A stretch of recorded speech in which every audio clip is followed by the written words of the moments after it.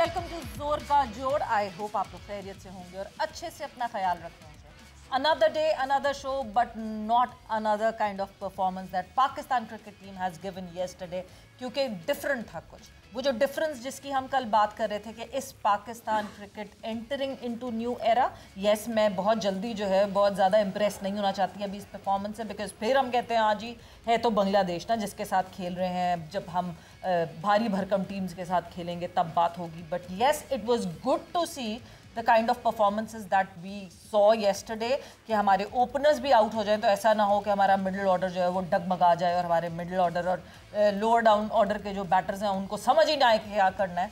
सबने समझा, सबने अपनी जॉब, अपनी रिस्पॉन्सिबिलिटी को समझ के और एक सेट अच्छा विनिंग टोटल जो है वो सामने किया एंड 200 प्लस को हमने क्रॉस किया। सो बात करेंगे कल के इस मुकाबले के हवाले से। मैं हूं सवेरा पाशा और मेरे साथ मौजूद है हाफिज़ मोहम्मद इमरान। और बिल्कुल एक ऐसी टीम जिसके शायद तमाम नुमायाँ खिलाड़ी उनकी खिदमात हासिल नहीं हैं। फील्डिंग में उनकी खासी गलतियाँ रहीं और जब पाकिस्तान टीम का ऐलान हुआ प्लेइंग 11 का तो हर किसी के जहन में ये सवाल उठा कि साहिबजादा फरहान के इतने रन्स के बाद भी अगर वो प्लेइंग 11 में सीधे तौर पर जगह नहीं बनाते हैं तो फिर खालिस्तान क्या उनके साथ किस्मत का मसला है या फिर पाकिस्तान क्रिकेट बोर्ड की इस टीम मैनेजमेंट को टॉप ऑर्डर में या मिडल ऑर्डर में ऊपर के 3 नंबरों पर अपने और खिलाड़ियों को शामिल करने के लिए प्लेइंग 11 में साहिबजादा फरहान की तरफ देखते हुए आंखें बंद करना पड़ती हैं।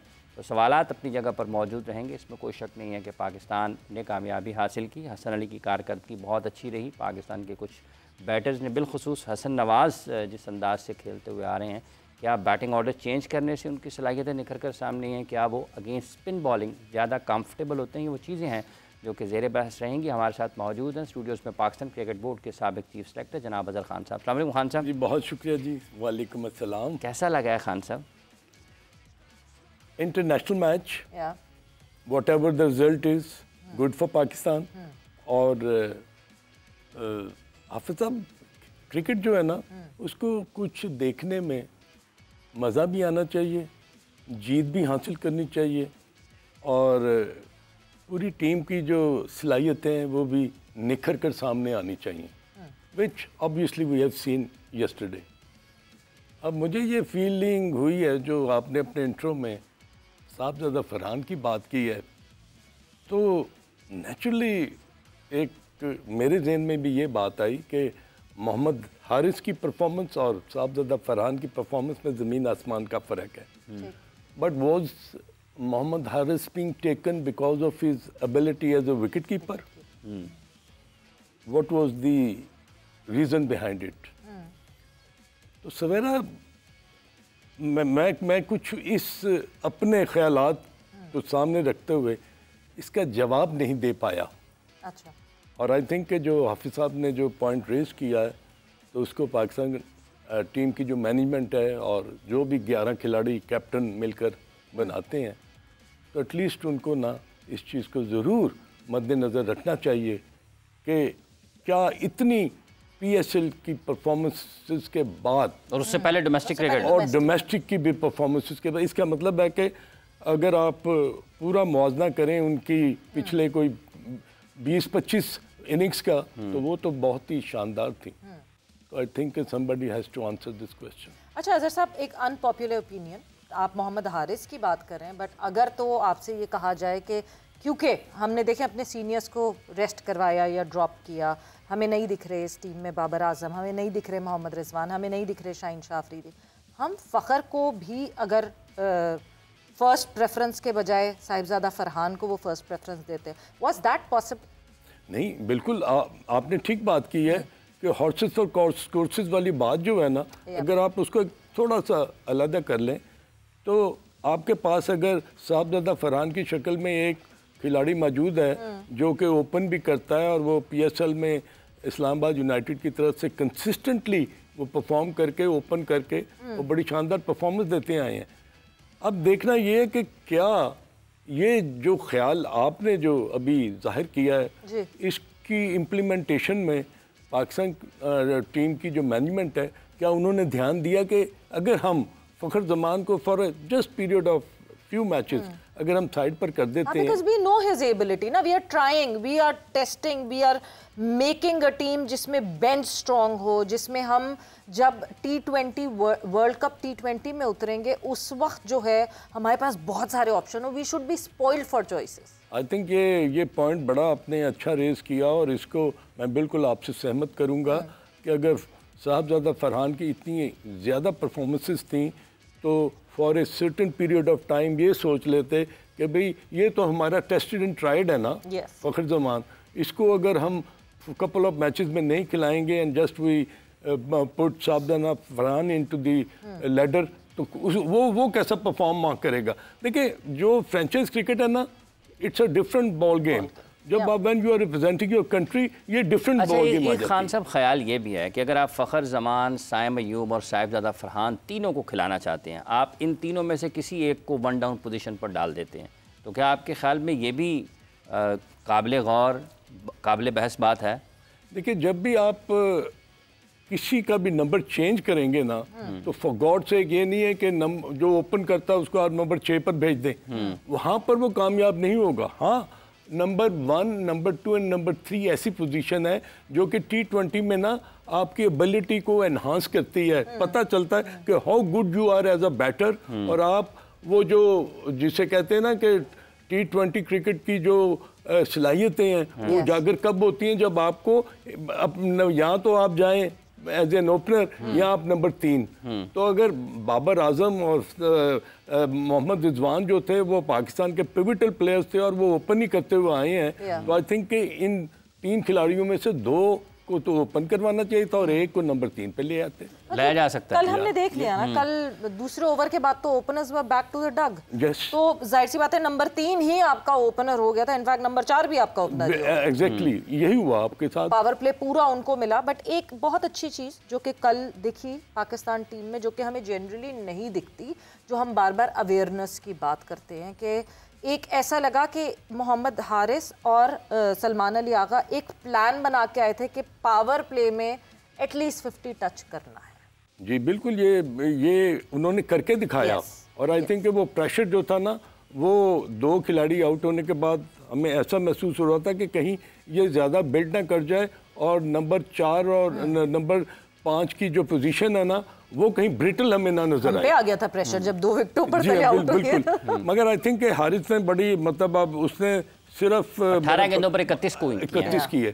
अब आउट होना जो है ना मोहम्मद हारिस का, उसमें मुझे थोड़ा सा ये फील हुआ कि भाई अगर आपके पास एक फील्डर जो है वो लॉन्ग ऑन पर खड़ा हुआ है और आपने बिल्कुल वही शॉट मारी जो कि बिल्कुल उसके हाथों में मारी और परसेंटेज उसमें चांस था कि आप आउट होते, अगर देखिए यहाँ तो आप मारते तो वो पर छक्का होता, तो अगर वो छक्का नहीं तो फिर वो सीधा हाथों में एरिया आपने और भी इस्तेमाल करना है। जी बिल्कुल, और यही था कि वो एक्स्ट्रा कवर के ऊपर मार देते या मिड विकेट और लॉन्ग ऑन के बीच में मार देते, ये भी उनके पास ऑप्शन थी। मगर उन्होंने उनके आप बल्ले का अगर आप किनारा देखें ना, जब उन्होंने अपनी स्विंग को फिनिश किया ना तो बॉल मिडिल में नहीं आई, तो इसलिए वो इस एंगल पर गई और लॉन्ग ऑन पर कैच हो गया। जहाँ खेलना चाहते थे वहाँ भेज नहीं पाए। हसन रजा टेस्ट क्रिकेटर इस वक्त हमारे साथ टेलीफोन लाइन पर मौजूद है। हसन अस्सलाम वालेकुम। बहुत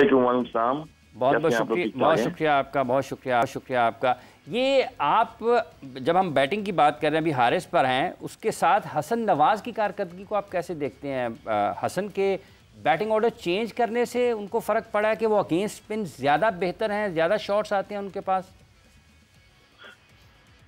देखिए सबसे पहले तो PSL बड़ा अच्छा उनका गुजरा थ्रू आउट, नो डाउट। उनको चांस मिले काफ़ी न्यूजीलैंड में जब वो खेलने गए, वहाँ पर 2-0 भी किए और उसके बाद फिर उन्होंने जो है सेंचुरी स्कोर करी और सरे फहरिस्त में T20 में एज ए ओपनर जो है वो पाकिस्तान की 4 या 5 नंबर पे आ गए T20 में, पहले जो आउट ऑफ कंट्री में जाकर उन्होंने सेंचुरी करी।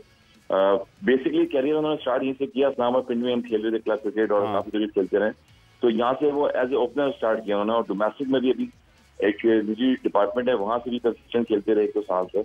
हमेशा नया बॉल खेलना एक आर्ट होता है और नए बॉल के लिए आपको प्रैक्टिस करनी पड़ती है।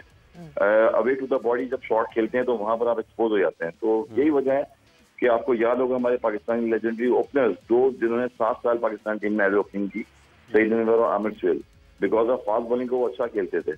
तो इसीलिए फास्ट बॉलिंग में खेलने के लिए ओपनर्स को जो है वो स्विंग बॉल खेलनी पड़ती है और क्लोज टू द बॉडी खेलते हैं। जब भी आप अवे टू द बॉडी खेलते हैं तो वहां पर आउट होने का जो है बहुत ज्यादा चांसेस होते हैं। तो हसन नवाज का भी यही था कि जो फ्रेंचाइज क्रिकेट है वहां पर उनको एज ए मोइन खान जैसे कोयटा में अगर उनको लेके आए, पिक किया है, तो वहां पर उनको डाउन द ऑर्डर खिलाया कि वो यहाँ पर भी कहीं एक्सपोज ना हो जाए। तो यही वजह थी कि उनको काफी कॉन्फिडेंस मिला उससे, क्योंकि मिडिल ऑर्डर में जब आप खेलते हैं तो बॉल का शाइन थोड़ा सा वेरिएशन थोड़ी कम होती है, rather than कि फास्ट बॉलिंग अगर आप खेल रहे होते हैं तो उसमें आप अगर मिस्टेक करते हैं पहले दूसरे ओवर में तो आउट हो जाते हैं, स्लिप्स लगी होती हैं लियोन, और बॉलर को बड़ा कॉन्फिडेंस होगा कि मैं दोनों तरफ स्विंग करता हूँ। तो यही वजह थी कि उनको कॉन्फिडेंस दिया। और मिडिल में जो वो खेल रहे हैं, अब PSL जो गुजरा है उसमें आप देखें 6 नंबर पे 4 नंबर पे खेले, उनको चांसेस दिए, उन्होंने अवेल किए और वहां से उनको कॉन्फिडेंस आया, क्योंकि उनको बेसिक चीज बताई गई कि आप जब शॉट मारे होते हैं तो क्रिकेटिंग शॉट मारे हैं, और हवाई तवाई जब भी आप शॉट मारते हैं, आपके पास मिसाल है आसिफ अली की, आपके पास हैदर अली की मिसाल है कि इतने चांसेस इन लोगों को दिए गए पाकिस्तान टीम में भी, T20 में भी, वर्ल्ड कप में भी, एशिया कप में भी, मगर वो एक ही स्लॉट में आउट हो रहे होते हैं। लॉन्ग ऑन पे जाते हैं वहां हिट कर देते हैं, मिड विकेट पे जाते हैं वहां हिट कर देते हैं। तो क्रिकेटिंग शॉट जब आप खेलेंगे तो आपकी बैटिंग में निखार भी आएगा, और यही क्वालिटी है हसन नवाज की कि उनको नीचे डाउन द ऑर्डर लेके आने में उनको खुद भी फायदा हुआ। बट हसन, जब मैं कथा कलामी की माजरे, जब मैं आपकी बात सुनती हूँ तो मुझे समझ ये आता है कि शायद उनको ज़्यादा बेहतर मोइन खान समझ गए, इंस्टेड के उनको जो पाकिस्तान के लिए कोचेस थे वो नहीं समझ पाए, यानी उनकी एबिलिटी को एनहांस करने में मोइन खान साहब का ज़्यादा काम हुआ, क्योंकि कोयटा ग्लैडिएटर्स में जिस तरह हसन नवाज को इलेबरेटली मिडिल ऑर्डर का बैटर बनाया गया, हम तो ओपन करवा रहे थे हसन से। हसन की एक सेंचुरी जरूर आई इस न्यूजीलैंड के टूर में, मगर उस सेंचुरी पे भी बहुत सारे लोगों ने कहा कि वो कंडीशंस फेवरेबल थी, वो फलाना था, वो ढिमाका था, मगर अब हसन की परफॉर्मेंसेस जो हैं वो डेफिनेटली इन कंट्रोल्ड परफॉर्मेंसेस लग रही हैं। सो क्या मोइन खान साहब ने बेहतर समझ लिया? आप देखेंगे अगर इस दफा सीजन में आप देखें तो बहुत सारे मेंटोर्स, बहुत सारे कोचेस जो है हमारे, वो टीमों के साथ थे। अगर मिसाल करूं कि अब्दुल रहमान एक कोच मुस्तकिल 8-10 साल से काम कर रहे हैं पाकिस्तान टीम के साथ भी, उनके भी सर्टिफाइड्स में नाम आया एज ए पाकिस्तान टीम में कोचेस। और फिर मुल्तान सुल्तान के वो कोच थे, मुल्तान सुल्तान देखें कहाँ पर जाके फिनिश करिए ये। तो जरूरी नहीं है कि एक कोच कोई भी हो और वो अपने प्लेयर्स को किस तरह से लड़वाए, किस तरह से खिलाए। अब दोबारा हम नया कोच लेके आए हैं तो ये क्रेडिट मोइन भाई को भी जाता है, उसमें इंतजाम उलग भी है, उसमें मुश्ताक अहमद भी थे, पेशावर ज़ालमी की टीमों में भी थे बहुत सारे।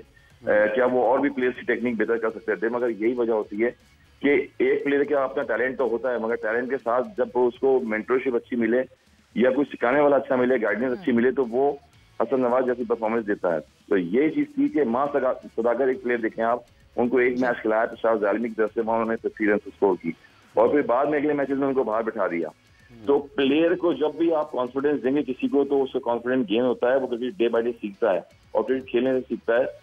उसको चप्पी दी जाती है, उसको बताया जाता है कि यार ये शॉट्स तुम्हारे हैं, तुमने अर्ली ऑन जाके यहाँ शॉट्स खेलने हैं, यहाँ पर अपने टारगेट शॉट्स खेलने हैं, लॉन्ग ऑन पे, लॉन्ग ऑफ पे, और एक ही दफा मिडिल शॉट मतलब मुनासिब और दुरुस्त वक्त पर मौके जो है। हसन, आपका ये मानना है कि मुनासिब और दुरुस्त मौके आपके इंग्लिश में यहाँ पर देखें आप आ गए और फिर मुझे बात याद आएगी कि वही जी फरमाइए फरमाइए। फिर मुझे बात वो इमरान नजीर वाली याद आ जाएगी कि इमरान नजीर को भी बहुत सारे कोचेस ने हमारे दौर में कोचिंग की, और अजहर खान साहब तो खुद बेहतर जानते हैं अंडर 19 में जब ये हमारी स्लॉट लेके आए तो उसमें कौन सा प्लेयर पाकिस्तान टीम में नहीं खेला, तौफीक उमर, यासिर अरफात, इमरान फरहत, हसन रजा, यानी कि इतने नाम है कि सर्टिफाइड खत्म हो जाएगी पूरी पाकिस्तान क्रिकेट की। तो सिखाया किसने? वही ये कोच बैठे हैं, ये सीनियर्स थे पाकिस्तान के लोग, आगा साहिब जैसे, आगा साहब, अजहर खान साहब और बहुत सारे ऐसे सिलेक्टर्स हमारे पाकिस्तान के कि जिन्होंने हमें बेसिक चीज सिखाई, और उसकी वजह से हमने डोमेस्टिक में 14,000 रन कर दिए, कुछ प्लेयर ने 10,000 रन कर दिए। इवन की मिसबाह जैसे इनके एज ए कोच ही रह चुके हैं अजहर खान साहब, हमारे A2 उड़ता मुझे याद है, मिसबाह ने सेंचुरी करी वहां पर, मोहम्मद आसिफ ने 6-7 आउट किए। तो प्लेयर बनाने से बनते हैं और अपनी लैंग्वेज से बनते हैं, जो अपने ग्रासरूट लेवल पे खेले हुए होते हैं प्लेयर्स, और हमारे पुराने लोग जो हैं वो ज्यादा बेहतर जानते हैं, ज्यादा ट्रीट करते हैं प्लेयरों को। खान साहब, ये वाकई हसन ठीक कह रहे हैं जो कह रहे हैं आपके बारे में?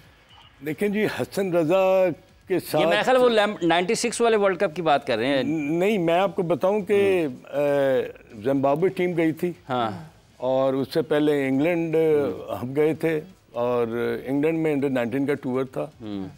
तो बात ये नहीं है, जो हसन ने जो सबसे अच्छी बात की है ना, मैं उसको सराहूँगा भी और उसको कॉम्प्लीमेंट भी दूंगा कि जो हसन नवाज के बारे में उन्होंने बात की है ना, वो बिल्कुल एक हकीकत बनकर आपके सामने आई है कि एक लड़का जो कि ओपन करता था और वो ओपन के बाद बिल्कुल टोटल 100 के बाद टोटल फेलियर हो गया, और फिर किसी ने तो उसको नेट में देखा होगा ना कि भाई नए गेंद पर ये किस तरह खेलता है and how does he perform in middle order, पुराने गेंद पर ये कैसा खेलता है। आई थिंक के शुरू में कोयटा ने भी उनको ऊपर ही भेजा, लेकिन उनको मेरा ख्याल एहसास हुआ बाद में कि हम इसको चेंज करें, तब्दील करें ज़रा। हाफिज साहब, नया गेंद जो खेलना ना, ये आपकी उस एबिलिटी को जाहिर करता है कि you are a born opener.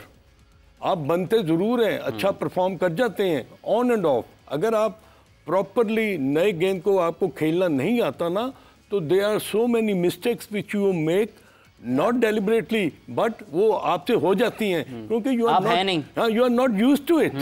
तो नया गेंद जो है ना, कभी हवा में स्विंग करेगा, कभी पड़ के कहीं मूव करेगा, कभी वो उसका बाउंस जो है ना वो आपकी एक्सपेक्टेशन से हो जाएगा। तो आई थिंक हसन राजी इज एब्सोल्यूट राइट। और आज आपको जो हसन नवाज की शक्ल में एक हीरा बनता हुआ नजर आ रहा है ना, दैट इज द रीजन के जो कोयटा ग्लैडिएटर्स है ना, उन्होंने इसको सही तरीके से इस्तेमाल किया and he performed, you know. But Azhar साहब, एक चीज़ जो कि क्योंकि अभी हसन भी आपके बारे में बता रहे थे और कितना इम्पोर्टेंट होता है कि ऐसी मेंटोरशिप जो है मिले यंग लड़कों को। बार बार बात होती है पाकिस्तान टीम की एनवायरनमेंट की कि मेंटोरशिप कितनी ज़रूरी है, जो हमारे यहाँ नहीं होती। लड़का आता है, लड़का नया होता है, उसकी ट्रेजेक्ट्री लगता है आसमानों को छू जाएगा, but over the period of time जितना टाइम वो टीम में गुजारता है उसकी ट्रेजेक्ट्री डाउनवर्ड्स होना शुरू हो जाती है।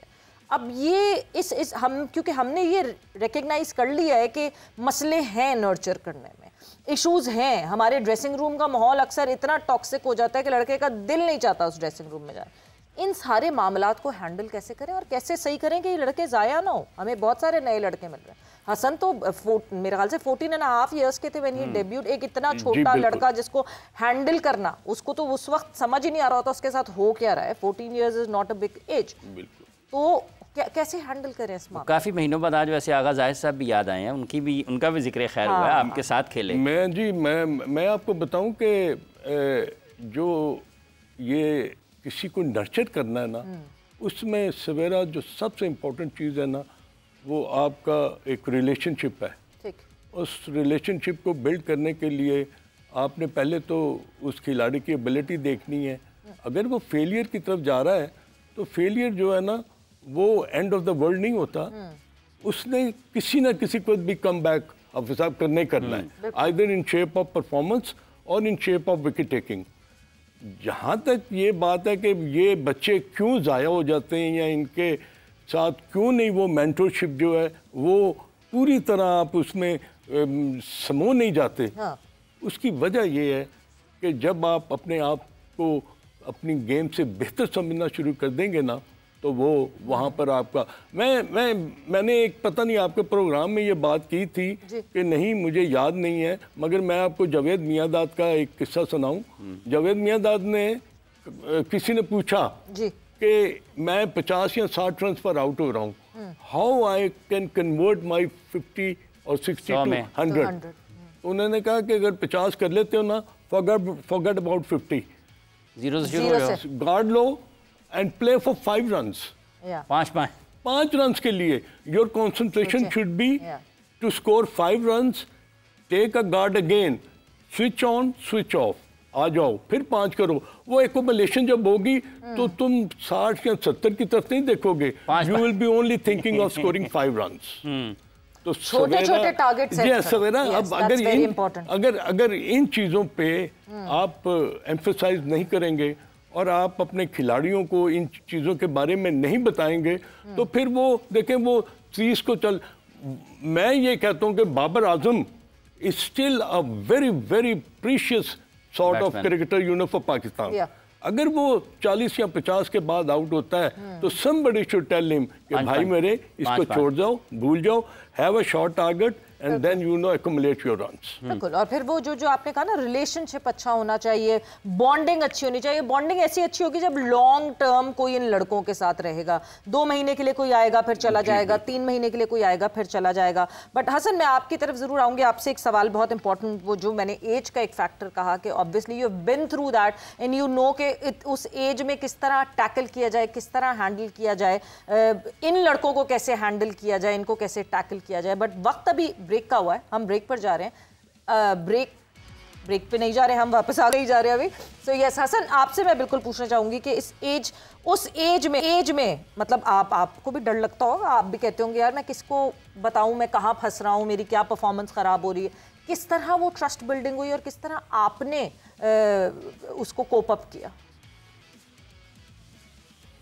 14 इयर्स में खेलना एक यानी कि अमेरिकल ही होता है जिंदगी में, और वर्ल्ड रिकॉर्ड जब हुआ मेरा तो उससे पहले अंडर 15 वर्ल्ड कप होता है दुनिया में, वो हमने खेला लंदन में। और फिर मैं आगा साहब की बात करूंगा, वो वहाँ पर कोच थे जहाँ पर बाजिद खान, यासिर अरफात, तौफीक उमर, शुएब मलिक, रहमान अकमल हम लोग खेले। और वहाँ पर मैंने रीजन्स में जो है 2-3 सेंचुरियाँ की थी उस दौर में, तो मेरा नाम आया, वहाँ से पिक हुआ। और यही बात है कि वहाँ से इमरान ताहिर भी जो है खेल रहे थे। अंडर 19 लेवल पे हमने 4 साल मुसलसल क्रिकेट खेली है। मगर जब मेरा पाकिस्तान टीम में नाम आता था शारजा कप में या कनाडा में टोरंटो कप में, सारा कप में, तो वहां पर मुझे लगता था डर ऐसा कि शायद यार एक आध दफा अगर मेरी इनिंग खराब हो गई तो मुझे लग रहा है दोबारा जाके मुझे डोमेस्टिक खेलनी पड़ेगी। और यही होता था कि हमेशा से जब भी कोई स्लॉट खाली नहीं होती थी, आजकल तो एक प्लेयर जो है वो बार बार एक ही जगह शॉट खेलता है और उसको दोबारा मौका मिल जाता है।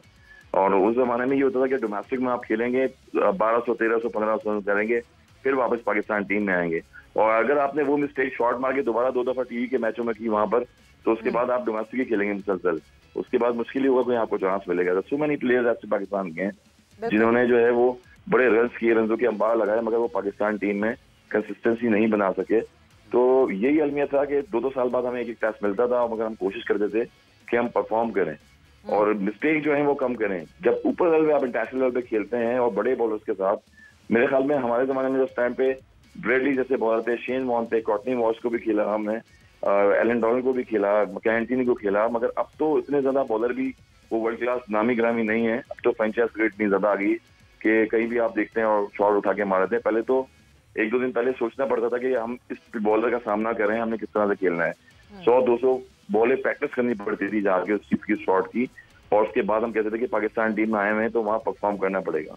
तो शॉट सिलेक्शन इंपॉर्टेंट होती है। और जैसा आपने कहा कि 14 इयर्स में या 19 लेवल पे सैम अयूब जैसे प्लेयर्स हैं, हसन नवाज हैं, मां सदाकत खेले अभी, यासिर खान मुल्तान सुल्तान से खेल रहे थे, अच्छा खेल रहे हैं। तो इनको कोचेस का काम है कि इनको शॉट सिलेक्शन बताएं कि जहां बॉल जाती है वहां शॉट खेलना है। हम बॉल को ऑफ स्टंप से लेके लेग स्टंप पे लेके जाते हैं समटाइम, देखें आप। बिल्कुल, शॉट सिलेक्शन और गेम अवेयरनेस बहुत जरूरी है जो कि इन लड़कों में होनी चाहिए। मगर जब ये नेशनल टीम में आ गए तो अब इनको पकाया होना चाहिए, इनके पास की पूरी नॉलेज ऑलरेडी होनी चाहिए। Saim Ayub, another question for Saim Ayub के पता नहीं साइम अयूब कितना और टाइम लेंगे just to come back in his form, in his Saim Ayub form. वक्त एक ब्रेक का हुआ है, हम ब्रेक पर जा रहे हैं, ब्रेक से वापस आते हैं तो कॉन्वर्सेशन को यहीं से आगे बढ़ाएंगे।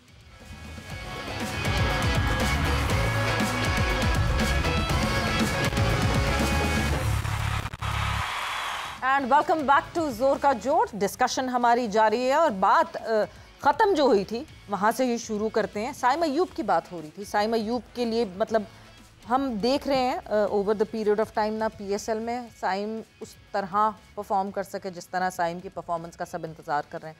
Coming back from an injury और उसके बाद फिर अब खेलना, कितना टाइम एक्चुअली देना चाहिए एक प्लेयर को कि हाँ जी वो कब स्टेबल हो जाए?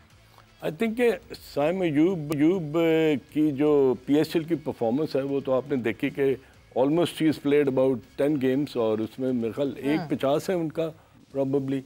तो वो जो एक्सपेक्टेशन थी ना साइम से कि ये बड़े ज़बरदस्त किस्म के रन, 50 में 1 रन बचा हुआ है, 50 भी नहीं, 49 यस।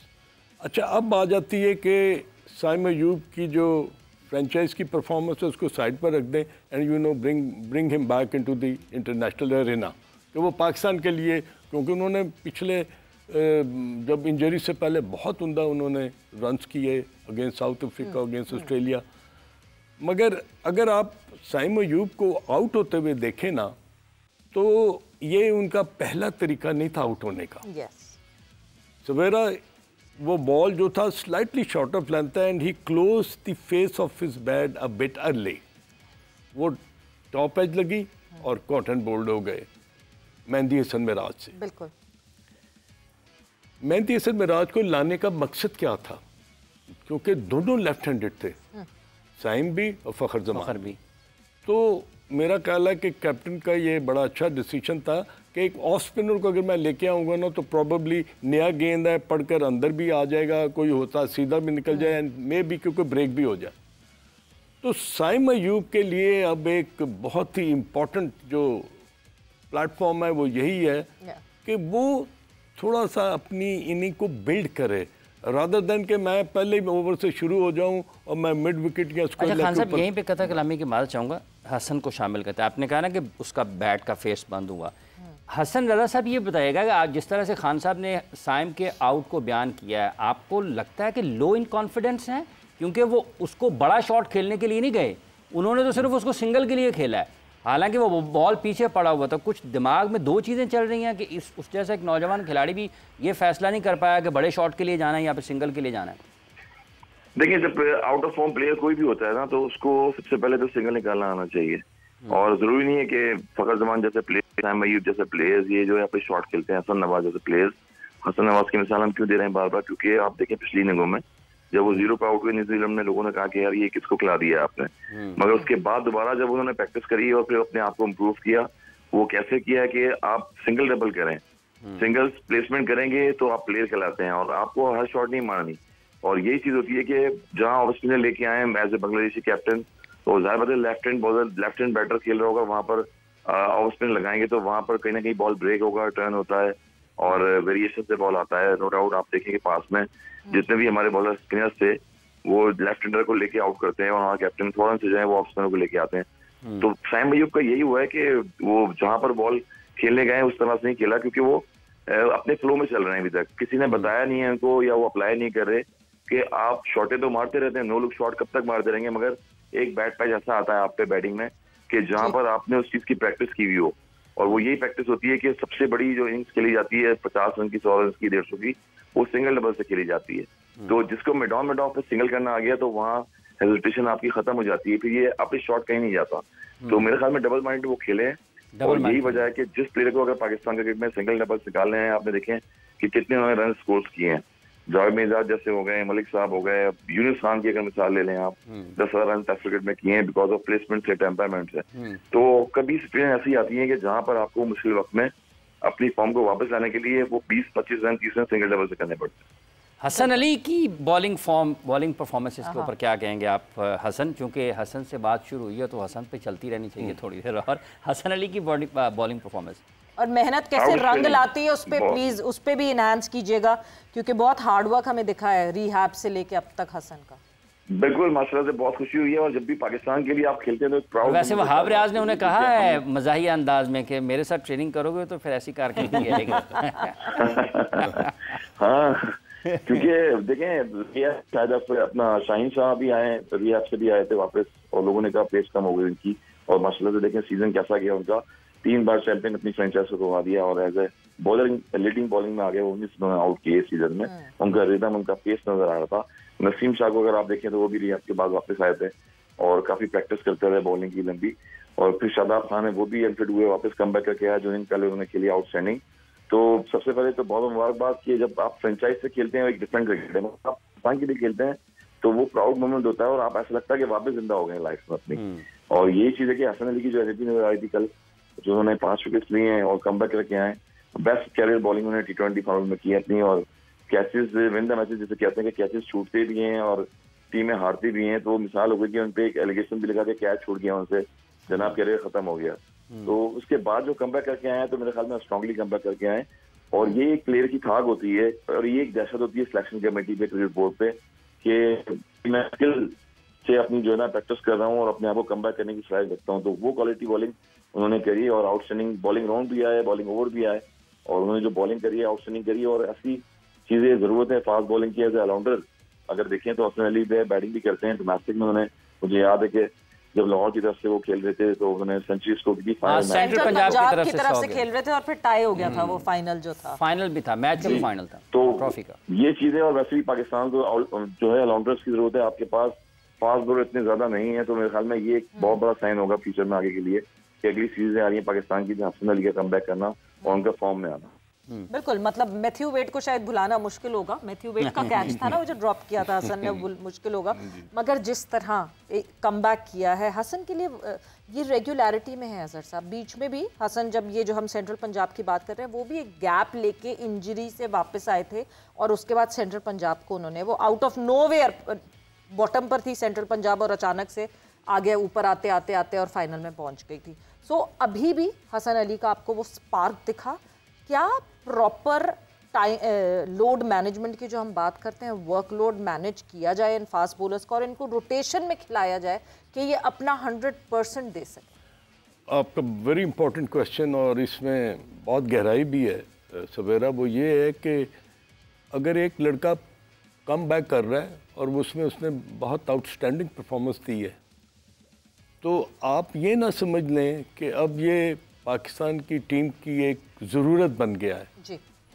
देखना ये पड़ेगा कि जिस तरह 5 खिलाड़ी उन्होंने आउट किए हैं, उनकी बॉलिंग में क्या कार्ड थी, क्या स्किल था, क्या एबिलिटी थी, कितनी पेस थी, मूवमेंट कितनी थी, उन तमाम चीज़ों को मद्देनज़र रखते हुए ना, जब एक लड़के को as a bowler, fast bowler जब वो आता है और आकर जब वो बॉलिंग करता है और अब वो यके बाद दीगरे विकेटें लेता है ना, तो उसका कॉन्फिडेंस लेवल बहुत ऊपर होता है। मगर आप देखें कि जब इनको 2 छक्के पड़े थे, तो the next ball which he bowled slightly, उन्होंने ना थोड़ा सा खिंचा हुआ बॉल किया और बिल्कुल थोड़ा सा ऐसा था कि सीम पड़ी है और थोड़ा सा बॉल अंदर आया एंड बोल्ड कर दिया तंजीद को जो अच्छा किया।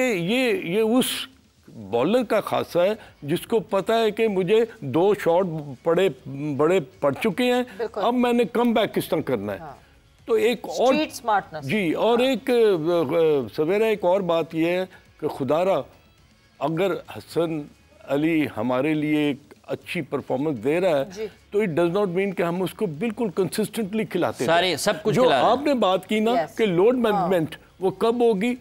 अच्छा है, परफॉर्म कर रहा है, आउट कर रहा है, अब भाई मेरे उसको उस तरह इस्तेमाल करें, संभाल के इस्तेमाल बिल्कुल। ये ना हो कि देखिए उसकी फिजिकल फिटनेस जो है ना, वो नहीं है कि वो बड़ा तगड़ा सा बंदा है और वो आके बड़े जबरदस्त बॉलिंग करेगा। बड़ी ट्रेनिंग करता है, ये मेरा अपना ख्याल है। बड़ी वेट ट्रेनिंग करते हैं, उनकी हाइट, उनकी बॉडी का जो मेकअप है, उसमें हमारे जो खास तौर फिजियोथेरेपिस्ट हैं या जो ट्रेनर हैं, उनको ना खास तवज्जो देनी पड़ेगी कि इनको मैं ज़ाया ना होने दूं और जहां पर इनको कोई निगल है तो फ़ौरन उनको निकाल लें। फ़ौरन उनको निकाल लें। अच्छा हसन, सलमान अली आगा बैशित कप्तान और शादाब खान वाइस कैप्टन, दोनों की परफॉर्मेंसेस कल अच्छी रही हैं। आप किस तरीके से देखते हैं? क्योंकि शादाब और सलमान, शादाब की कारकर्दगी पर खासी निगाह रहती है और ख़ासी तनकीद की जद में रहते हैं वो, और पाकिस्तान DRS के बगैर खेल रहा है ये सीरीज़। जी हसन, आपको आवाज़ आ रही है? हसन साहब से रब्ता गालिबन मुनक़ता हुआ है। DRS के बगैर हैं खान साहब। ये बड़ी कुछ चीज़ है कि इतना देखिए आपके ना तमाम जो बॉलर्स हैं या बैटर्स जो हैं वो यूज्ड टू हो गए हुए हैं DRS से। जैसे कोई डिसीजन आता है अंपायर की तरफ से तो फौरी तौर पर DRS के पीछे चले जाते हैं कि जी पता चल जाए क्या यह आउट है या नहीं है, या ये जो जिसको अंपायर ने आउट नहीं दिया वो आउट है कि नहीं है। तो आई थिंक अगर ये नहीं है ना, तो इसमें ना फिर अंपायर के पर भी प्रेशर पड़ जाता है। अंपायर को अपने डिसीजन को बहुत मेटिकुलसली देखना पड़ता है कि उसने सही डिसीजन दिए हैं तो नहीं दिए। मैं कहा DRS का होना जो है ना, वो आजकल की एक ज़रूरत बन गया है। सलमान और Shadab I think must be a very happy man कि उन्होंने कम बैक किया है, उन्होंने रन्स किए हैं, उन्होंने आउट भी किए हैं और फील्डिंग भी अच्छी की है। तो उनकी सिलेक्शन पे इतने डाउट्स थे बट वो आते ही मैन ऑफ द मैच बन गए। तो ये देखे ना, this is a good sign, this is good omen कि खिलाड़ी जो है ना वो अपने आप को ये मनवाना चाहता है कि मुझे अगर आप पीछे धकेलोगे तो मुझ में इतनी हिम्मत है, इतनी ताकत है, इतनी सलाहियत है कि मैं कम बैक कर सकूं। तो आई थिंक परफॉर्मेंस से मनवाए, बातें करके मीडिया में नहीं मनवाए। नहीं वो उसकी जरूरत नहीं। अच्छा खान साहब, वैसे आपने जब प्लेयर ऑफ द मैच की बात की है, तो तो आपके ख्याल में क्या 20-21 गेंदों पर 5 विकेटें लेने वाला नहीं होना चाहिए था फिर? वेरी ट्रू हाफिज साहब, I must compliment you for your very good thinking कि 5 खिलाड़ी 4 ओवरों में बल्कि 4 भी पूरे ओवर किए नहीं, तो 5 खिलाड़ियों को आउट करना कोई मजाक वाली बात नहीं है।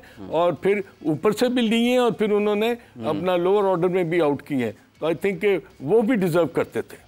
वैसे दोनों का ही पलड़ा मुझे भारी लगता है, बिकॉज उस तरफ जो है वो शादाब ने कोई 48 रन किए 25 बॉलों में, 2 विकेटें हासिल की 26 रन देकर, और 2 कैचेस भी पकड़े, और वो दैट अमेजिंग कैच जो कि हसन अली की बॉलिंग पे पकड़ा था। जनरली हमारे यहाँ जो फील्डर्स है ना, वो जब बहुत ऊपर से बॉल आ रही होती है तो वो फिजल आउट कर जाते हैं। तो पलड़ा शायद मेरे ख्याल से हसन रजा दोबारा आए हैं हमारे, पलड़ा हसन हमारे ख्याल में हसन अली का ही पलड़ा बारी है। 5 आउट करना खान साहब मुश्किल होता है। अच्छा हसन आप फिर आ गए हैं, आपको दोबारा खुशामदीद कहते हैं। सलमान अली आगा और शादाब खान की कारकर्दगी पर क्या राय आप रखते हैं, और ये जो मैन ऑफ द मैच वाला मामला है इस पर आपकी क्या राय है कि 5 आउट अगर किसी ने किए हैं तो आपको लगता है कि वाकईतन उसकी तरफ भी तवज्जो जानी चाहिए थी? जी बिल्कुल, सॉरी टू बी कंटिन्यू, क्योंकि पता है क्या, वो बारिश हो रही है, इसकी वजह से थोड़ी सी डिस्कनेक्ट हो रही है लाइन में इस्लामाबाद में काफी। आई होप कि आप लोगों की तरफ भी बारिश होना शुरू हो जाएगी। बिल्कुल 4 घंटे का रास्ता है, आ जाएगी 4 घंटे तक बारिश। देखिए ओवरऑल तो अभी बांग्लादेश की टीम आई भी यहाँ पर, और अल्लाह करे कि पूरी सीरीज जो है प्रॉपर मैचेस हो। 3 मैचेस की सीरीज है T20। PSL में थ्रू आउट देखिए लगे खेलते हुए आ रहे हैं, हैट्रिक तो नहीं कहेंगे मगर ये कि PSL चाम होता है और बड़ा अच्छा सीजन रहा ओवरऑल। पाकिस्तान क्रिकेट बोर्ड को देखें, चेयरमैन साहब को बहुत ही यानी कि खुशाइन बात है कि इतने मुश्किल वक्तों में जो है PSL भी आप लोगों ने करवाया, और उसमें से प्लेयर भी हमारे प्रोड्यूस हुए, जो कि बांग्लादेश की टीम भी आई, उनको हेड्स ऑफ है, और आगे वो सीरीजें खेल रही है। मजीद अल्लाह करे कि पाकिस्तान में और प्लेयर्स और शादाब की बॉलिंग पे हम बात कर रहे थे, शादाब की परफॉर्मेंस पे बात कर रहे थे कि शादाब के लिए बड़ा सबको ये था कि कैसे सेलेक्ट हो गए, क्या परफॉर्मेंस आई, मगर फिर शादाब का मैन ऑफ द मैच बनना, और दूसरी तरफ हसन अली जो फाइफर जिन्होंने लिया था उनका मैन ऑफ द मैच नहीं बनना। आपको दोनों में से क्या लगता है कि पलड़ा किसका भारी था? क्या हसन को बनना चाहिए था मैन ऑफ द मैच, या Shadab was a right choice? I think Shadab का बनता है राइट, क्योंकि जो पहले इनिंग्स में जो एग्जीक्यूट करता है इनिंग्स को वही डिजर्व करता है, और वो तो बाद में जब 2 रन कर दिए तो क्रॉस हुए, उसके बाद जो deserving man of the match होता है वो बॉलिंग में भी होता है। मुश्तरका तो मेरे ख्याल में अब नहीं होता, मगर जो एक मोमेंटम बनाया था वो शादाब ने बनाया, जब जहां पर आपके जो है टॉप ऑर्डर फेल हो गया और 5 रन पे मेरे ख्याल में 2 या 3 आउट हो गए थे, और जहां से सैम अयूब भी आउट हुए और फखर जमान भी आउट हुए। यही इंपॉर्टेंट चीज होती है कि जो पहले इनिंग में उन्होंने खेली उसके बाद जो सेकंड शिफ्ट गेयर जिसे कहते हैं वो लगाया। मेरे ख्याल में टीम तकरीबन जिस तरह बांग्लादेश की बॉलिंग कर रहे थे उन्होंने कैचेस ड्रॉप करे, और 160-170 कर पाती पाकिस्तान टीम, बहुत मुश्किल से फिर वो डिफेंड कर पाते। तो ये एक टारगेट सेट किया, और फिर उसके बाद जो इनिंग खेली, आउटस्टैंडिंग खेली, वहां से मोमेंटम जो है ना वो शिफ्ट किया। उसके बाद फिर जो आके सिंगल डबल्स लिए, प्लेसिंग करी, जो शॉट्स खेले, आउटस्टैंडिंग क्रिकेट शॉट्स खेले, तो मेरे ख्याल में वो डिजर्व करते हैं। और नो डाउट हसन अली ने भी बॉलिंग अच्छी करी है, मगर हमेशा man of the match as a जो आपके जूरीज होती हैं, थर्ड एम्पायर्स होते हैं, या डिसीजन जो भी लिया जाता है, तो वो फर्स्ट इनिंग पे भी इंपॉर्टेंट होता है कि मैच वहाँ कहाँ से टर्न हुआ और कहाँ से पिक किया आपने, मोमेंटम कहाँ से टीम का बनाया। तो मेरे ख्याल में शादाब खान जो है वो डिजर्विंग है कि वो बॉलिंग में भी उन्होंने फिर स्किल्स दिखाई अपनी, फील्डिंग में भी कैचेस पकड़े, और यही चीज होती है कि ऑलराउंडिंग परफॉर्मेंस है और उसके लिए वो डिजर्व करते हैं। हसन, DRS के बगैर हम खेल रहे हैं, PSL के भी कुछ मैचेस उसके बगैर ही खेले गए, तो आप किस तरीके से देखते हैं आज के दौर में, जब अभी जब से खान साहब बता रहे थे कि खिलाड़ी आदी हो चुके हैं इस चीज़ के, अगर आप आउट दिए जाते हैं बिलखुसूस लेग बिफोर, तो फौरी तौर पर आप फिर जाते हैं रिव्यू की तरफ? जी आप देखिए ना, आप सऊद शकील का आपने डिसीजन देखा होगा, अगर आप याद होगा आप लोगों को, तो शाहीन शाह की बॉल पे जो लगाया, और वो बिल्कुल भी कहीं से क्लिक नहीं हुआ मेरे ख्याल में, और कंफ्यूजन रही है वहां पर जहां पर सऊद शकील आउट हुए। जब PSL का मैच आप देख लें तो DRS बहुत इंपॉर्टेंट होता है क्रिकेट में, और पूरी दुनिया में यूटिलाइज हो रहा है ये, टेस्ट क्रिकेट हो या जितनी भी लीग्स होती हैं दुनिया में, आजकल 13 से 14 लीग्स हो रही हैं वर्ल्ड में।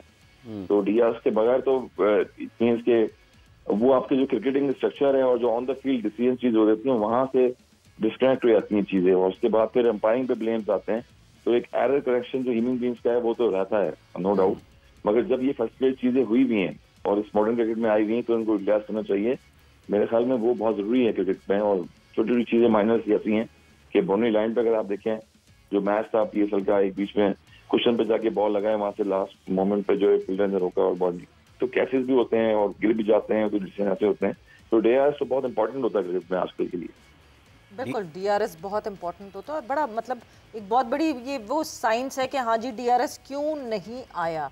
क्या ब्रॉडकास्टर्स होते हैं जो कि कांटेक्ट करते हैं, क्योंकि जनरली जो DRS का पूरा सिस्टम है वो न्यूजीलैंड की एक कंपनी है जो कि इस DRS के सिस्टम को रन करती है और वही दुनिया भर में अलग अलग जगहों पे डिफरेंट लीग्स में डिफरेंट सीरीज़ में जो है वो अपना DRS अप्लाई करते हैं।